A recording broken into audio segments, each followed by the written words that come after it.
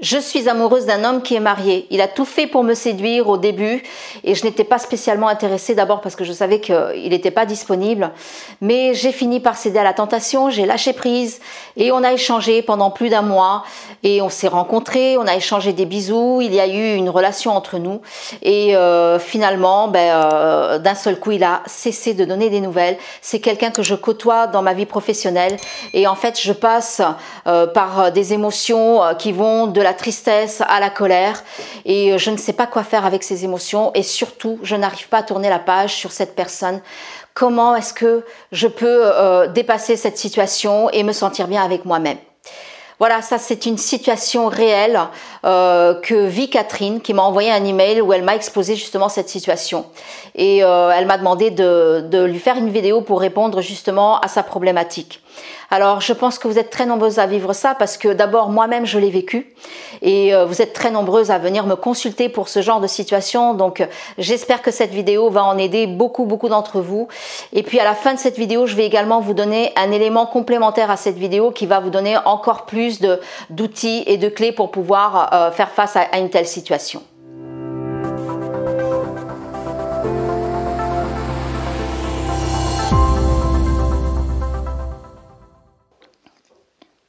Bonjour, je suis Christina Marquez, je suis psychopraticienne spécialisée en dépendance affective et relations de couple. Je suis également l'auteur des livres Confidences d'une ancienne dépendante affective et Confidences d'une célibataire épanouie. Je vous mets comme d'habitude sous cette vidéo les liens de ces livres pour pouvoir vous les procurer si vous avez envie de les lire. Alors oui, c'est une situation qui est très courante. D'ailleurs, la réponse que je vais vous donner, elle est autant valable pour un partenaire qui est marié ou qui est simplement en couple. Il peut ne pas être marié, mais il peut être en couple, ou il peut être juste en relation et ne pas vivre en couple avec la personne. Mais les réponses que je vais vous donner aujourd'hui, elles sont même valables pour quelqu'un qui est célibataire, qui n'est pas en couple, qui n'est pas en relation et tout simplement, il n'a pas envie de s'engager dans une relation. Alors, le premier élément que j'ai envie de vous partager par rapport à cette situation, d'abord sachez que je vais juste vous donner un résumé parce que ce serait carrément impossible dans une vidéo de 5 à 10 minutes de traiter un sujet aussi vaste qui en plus, les réponses vont être propres à chaque personne, mais je vais vous donner des outils dans lesquels je suis certaine que vous allez vous retrouver. Donc, le premier élément, c'est vous devez prendre conscience que vous attirez toujours quelqu'un qui est dans une vibration soit semblable à la vôtre, soit complémentaire à la vôtre. Et là, dans ce cas-là, on le vérifie bien. On va attirer, en fait, on va voir qu'il y a deux personnes qui s'attirent dans le sens où il y en a une qui a besoin de séduire, qui est cet homme qui est marié. Bien évidemment, l'homme qui a besoin de séduire, il va attirer à lui une partenaire qui a envie d'être séduite. Donc, les deux énergies vont bien être complémentaires et c'est une des raisons déjà pour lesquelles elles s'attirent. Après, il y a forcément de la codépendance là-dedans, mais elle va se vérifier par la suite et c'est justement le fait qu'on arrive à une situation où on a l'impression qu'il n'y a pas d'issue, mais c'est parce que vous n'avez pas les outils nécessaires pour pouvoir affronter une telle situation. Donc cet homme-là, en fait, ce qui est sûr, c'est que d'abord, il a besoin de séduire dans le sens où il a besoin de se rassurer par rapport à sa capacité d'arriver à séduire une partenaire. Et c'est une des raisons qui explique le fait que une fois qu'il a réussi à séduire sa partenaire, eh bien, il disparaît du paysage. Mais il peut y avoir d'autres raisons et je vais vous les expliquer tout de suite après. Ensuite, le deuxième élément que j'ai envie de vous partager, c'est que vous devez prendre conscience que vous n'attirez pas ces situations par hasard. Donc, vous devez cesser de vous culpabiliser par rapport au fait d'être attiré par des partenaires qui sont déjà en relation, qui sont mariés, qui sont en couple, et même par des partenaires qui sont célibataires et qui n'ont pas envie de s'engager. Parce qu'en fait, ça vient vous révéler quelque chose à propos de vous dont vous n'êtes pas consciente. Et les réponses que je suis en train de vous donner, elles sont valables autant pour le sexe féminin que masculin. J'utilise vraiment le contexte de la situation qui m'a été exposée, mais si vous êtes dans le sens inverse, c'est-à-dire vous êtes un homme et vous avez vécu ça avec une femme, vous pouvez utiliser également cette vidéo pour répondre à vos questions. Donc dans ce deuxième élément, la chose qu'il est important de prendre en considération, c'est que si vous attirez des partenaires qui ne sont pas disponibles, et si vous êtes attiré par ces partenaires-là, c'est parce que ça vient vous révéler qu'une partie de vous, même si elle désire s'engager dans une relation, il y a quand même une partie de vous qui est inconsciente, qui n'est pas prête à s'engager s'engager dans une relation. Donc vous attirez un reflet, vous attirez quelqu'un qui est votre miroir. Et c'est là pour vous révéler que de la même manière que lui, il veut pas s'engager, qu'il n'est pas prêt à s'engager ou qu'il disparaît de la relation, eh bien il y a une partie en vous qui n'est pas prête non plus à s'engager parce qu'il y a une ou plusieurs peurs qui sont inconscientes et qui quelque part vont auto-saboter la relation de cette manière, mais en même temps, ça vise à vous protéger par rapport à ces peurs que vous avez de vous engager dans la relation.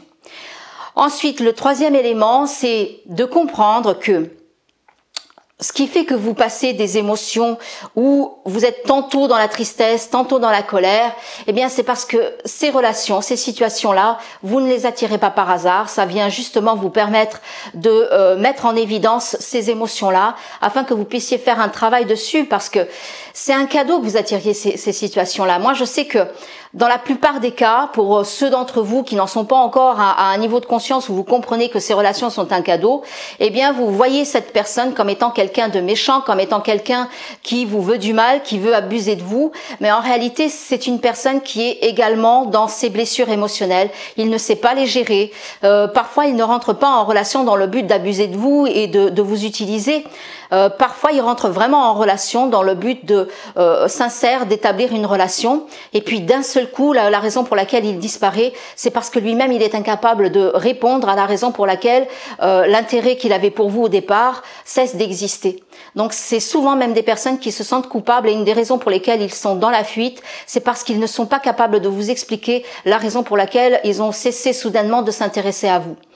Alors, encore une fois, je précise, je l'ai déjà précisé dans plein de vidéos, je ne suis pas là pour prendre le parti de qui que ce soit. Je vous parle d'expériences qui sont carrément personnelles. Je les ai moi-même vécues. Ça m'a demandé beaucoup de travail sur moi, sur mes relations, pour apprendre à analyser ces relations, pour apprendre à m'analyser moi, pour apprendre à connaître ces personnes-là et à développer de l'amour, de la compassion d'abord pour moi, ce qui m'a également permis de développer cet amour et cette compassion pour ces hommes-là.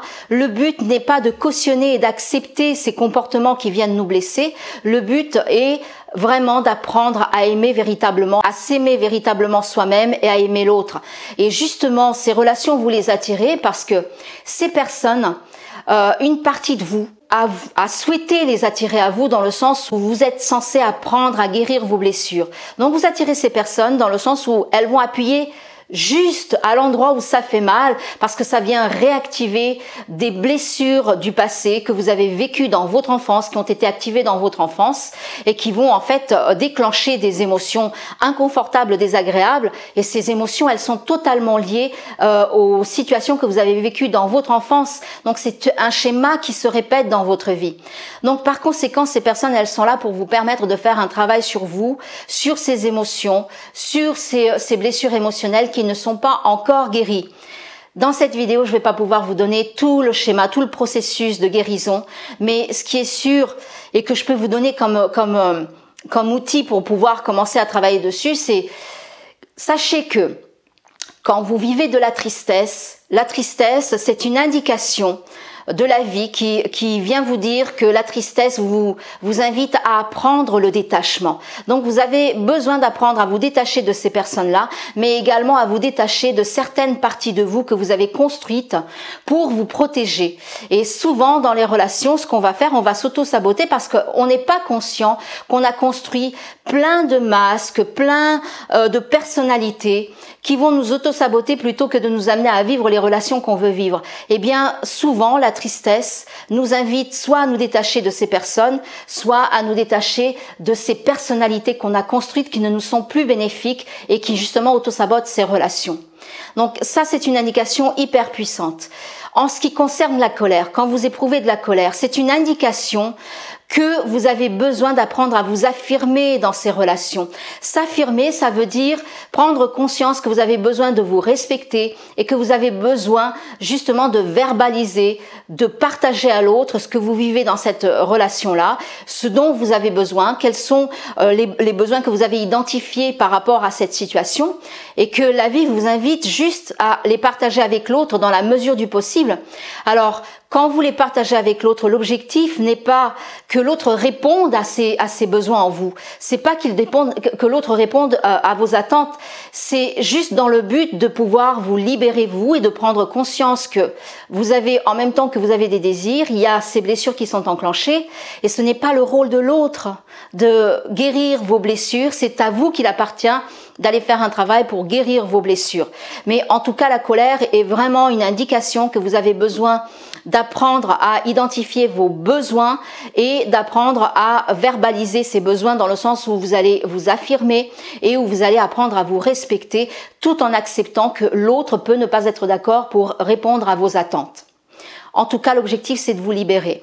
Donc vous voyez, ces situations ne vous arrivent pas par hasard, elles ont énormément de choses à vous apprendre sur vous-même. Évidemment, je ne peux pas vous donner tout le détail d'un accompagnement que je vous fais en privé quand une personne vient me voir avec ce genre de situation.